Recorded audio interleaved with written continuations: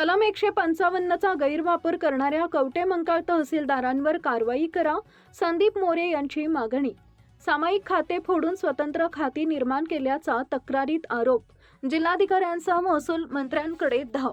महाराष्ट्र जमीन महसूल संहिता 1966 मधील कलम 155च्या मर्यादित अधिकाराचा गैरवापर करून सामाजिक क्षेत्राचे स्वतंत्र हिस्से व स्वतंत्र खाते क्रमांक निर्माण केल्याचा आरोप करत कवटेमंकाळच्या तहसीलदाराविरुद्ध निलंबनाची कारवाई करण्याची मागणी करण्यात आली आहे।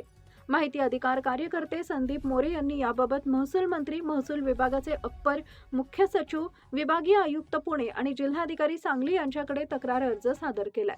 तक्रारीनुसार कवटेमंकाळ येथील एका तलाठ्याच्या पत्नीच्या नावे जमीन असून ती जमीन सामाजिक क्षेत्रामध्ये असताना एका फेरफारमध्ये पूर्वीच्या खाता क्रमांक व क्षेत्रामध्ये बदल करण्यात आला असून त्यानंतर नव्यानं स्वतंत्र खाती निर्माण करण्यात आली आहेत। कलम 155 नुसार तहसीलदार यांना खाता दुरुस्ती करण्याचा अधिकार नसताना सुद्धा संबंधित फेरफारामध्ये तहसीलदार यांच्या आदेशानं खाता दुरुस्ती करण्याचा आदेश प्राप्त झालाय असा शेरा असल्याचं तक्रारीत नमूद करण्यात आलंय। तक्रारीमध्ये पुढे म्हटलंय की संबंधित गटातील जमीन सामायिक स्वरूपाची असताना तहसीलदारांनी कलम 155च्या तरतुदीचा आधार घेत सामाजिक क्षेत्रामधून प्रत्येक व्यक्तीच्या नावापुढे स्वतंत्र क्षेत्रफळ दाखवून स्वतंत्र खाती निर्माण करण्याची कार्यवाही केली। त्यामुळे पूर्वी अस्तित्वात असलेल्या सामायिक हक्कांच्या स्वरूपात प्रत्यक्ष बदल झाल्याचा आरोप करण्यात आला आहे। सामायिक मालमत्तेचं वास्तविक व कायदेशीर विभाजन करण्यासाठी सक्षम प्राधिकरणाची कायदेशीर प्रक्रिया आवश्यक असताना केवळ 155 नुसार स्वतंत्र क्षेत्र व खाते निर्माण करून संबंधित व्यक्तींचे स्वतंत्र हक्क निश्चित करण्याचा प्रयत्न करण्यात आला असून ही बाब गंभीर आहे असं तक्रारीत नमूद करण्यात आले। सदर प्रकरणाची तातडीनं चौकशी करून कवटेमंकाळच्या तहसीलदार अर्चना कापसे यांच्यावरती निलंबनाची कारवाई करावी व सदर कारवाई दरम्यान त्यांची जिल्हाबाहेर बदली करावी, अन्यथा होणाऱ्या रोषाला महसूल प्रशासनाला सामोरं जावं लागेल असा इशारा यावेळी देण्यात आला। यावेळी राहुल कांबळे, मोहसिन शेख, सुधाकर उर्फ दादू कांबळे, सुभाष दुधाळ उपस्थित होते। ताज्या बातम्यांसाठी पाहत रहा लोकसेवा मराठी न्यूज।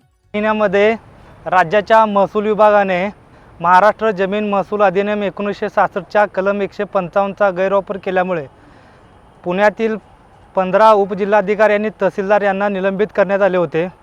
त्याचप्रमाणे कवटेमंकाळ तहसीलदार अर्चना कापसे यांनी तसाच प्रकार कवटेमंकाळ शहरामध्ये केलेला आहे।